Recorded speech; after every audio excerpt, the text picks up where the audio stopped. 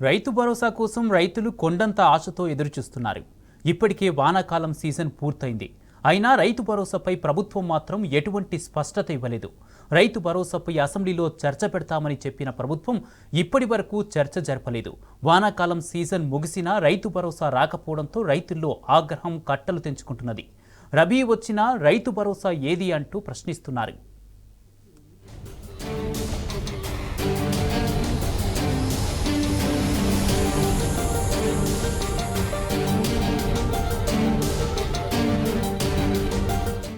రాష్ట్ర ప్రభుత్వం రైతు భరోసా పథకం కింద పెట్టుబడి సాయం ఎప్పుడు అందిస్తుందోనని రైతులు ఎదురు చూస్తున్నారు. వానాకాలం పంటల సాగు సీజన్ ముగిసినా ఇప్పటి వరకు రైతు భరోసా దిక్కేలేదు.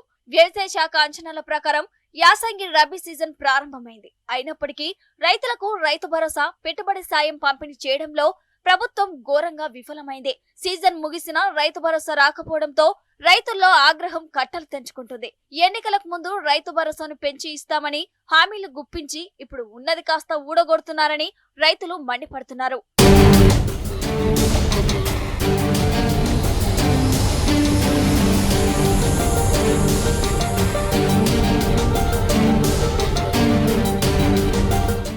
గత ప్రభుత్వంలో రైతు బంధు కింద కేసీఆర్ ఏటా 10,000 ఇస్తున్నాడు. కాంగ్రెస్ అధికారంలోకి వస్తే రైతు భరోసా పేరుతో 15,000 ఇస్తాం, కౌలు రైతులకు కూడా ఎకరాకు 15,000 ఇస్తాం, రైతు కూలీలకు 12,000 ఇస్తామని అసెంబ్లీ ఎన్నికల సమయంలో రేవంత్ రెడ్డి హామీలిచ్చారు.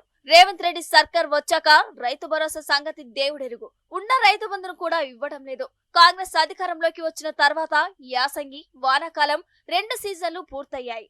యాసంగి కోతల సమయంలో పాత పెట్టుబడి సాయం అందించి ప్రభుత్వం ఇప్పుడే వచ్చిందని వానాకాలం నుంచి అమలు చేస్తామని ప్రకటించారు. కానీ కాంగ్రెస్ ప్రభుత్వం ఇప్పుడు ఆ మాట కూడా తప్పింది. ఇప్పటి వరకు పాత రైతు బంధు ఇవ్వలేదు, కొత్త రైతు భరోసా ఇవ్వలేదు. దీంతో రైతుల్లోనూ తీవ్ర ఆగ్రహం వ్యక్తమవుతుంది. చేతగానప్పుడు తప్పుడు హామీలు ఇవ్వటం ఎందుకని ప్రశ్నిస్తున్నారు.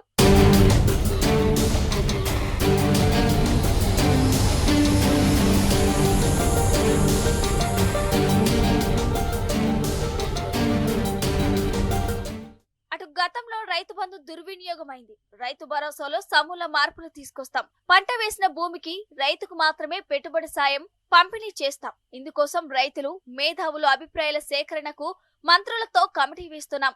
ఈ కమిటీ 15 రోజుల్లో నివేదిక ఇవ్వగానే అసెంబ్లీలో చర్చించి రైతులకు పెట్టుబడి సాయం పంపిణీ చేస్తాం. ఇది జూలై 2వ తేదీన రైతు భరోసాపై కేబినెట్ సబ్ కమిటీ ఏర్పాటు సమయంలో ప్రభుత్వం చేసిన ప్రకటన. ప్రభుత్వం చెప్పిన గడువు దాటి 2 నెలలు పూర్తయింది. ఇప్పటి వరకు మంత్రుల కమిటీ నివేదిక ఇచ్చింది లేదు, అసెంబ్లీలో చర్చించింది లేదు, రైతులకు రైతు భరోసా పంపిణీ చేసింది లేదు. కమిటీ ఏర్పాటు తర్వాత వారం రోజుల పాటు పలు జిల్లాల్లో సమావేశాలు నిర్వహించి భారీ హడావిడి చేశారు. రైతులను మభ్యపెట్టేందుకు, కాలయాపన చేసేందుకే ప్రభుత్వం కమిటీ ఏర్పాటు, అభిప్రాయ సేకరణ పేరుతో డ్రామా ఆడిందనే విమర్శలు వ్యక్తమవుతున్నాయి.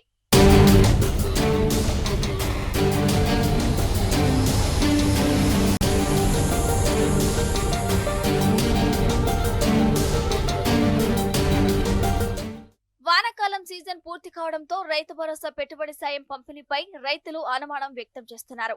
ఇప్పటికిప్పుడు కొత్త నిబంధనలు రూపొందించి సర్వే చేసి సాగు చేసే భూముల వివరాలు, రైతుల వివరాలు సేకరించి రైతు భరోసా ఇవ్వటం సాధ్యమయ్యే పని కాదని రైతులే తేల్చి చెబుతున్నారు. జూన్లో ఇవ్వాల్సిన పెట్టుబడి సాయం అక్టోబర్ వచ్చినా ఇవ్వకపోవడంతో ఈ సీజన్ రైతు భరోసాకు ప్రభుత్వం రామ్ రామ్ పలికినట్టేనన్న అభిప్రాయాలను రైతులు వ్యక్తం చేస్తున్నారు.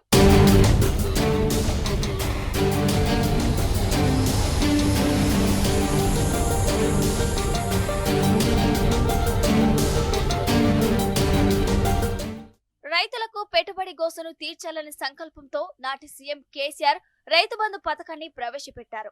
ఈ పథకం కింద ఎకరానికి ఏటా 10,000 రూపాయల పెట్టుబడి సాయాన్ని పంపిణీ చేశారు. ఈ విధంగా ప్రతి సీజన్ లో సుమారు 65 నుంచి 70 లక్షల మంది రైతులకు 7,500 కోట్లను నేరుగా వారి ఖాతాల్లో జమ చేసేవారు. ఇలా 11 విడతల్లో ఏకంగా 73,000 కోట్లను రైతులకు పెట్టుబడి సాయంగా అందించిన ఘనత కేసీఆర్ సర్కార్ దక్కించుకుంది.